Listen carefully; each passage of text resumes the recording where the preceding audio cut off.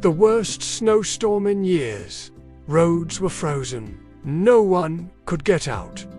Inside her cabin, an old woman burned with fever. Her medicine was gone. She lived alone, except for one companion, her dog, Balto. She pointed to her empty medicine bottle and tied a small pouch to his back.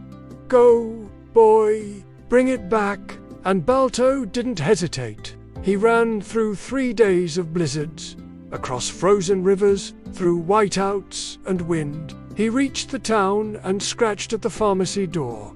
They knew why he came. They packed the medicine in his pouch, and he ran back. Another 3 days. Alone? He returned. The woman was so grateful. She couldn't stop crying. But the medicine was there and she lived. Balto wasn't trained. He wasn't ordered to do this. He was just a dog who loved his owner, and loyalty saved a life. Subscribe, please.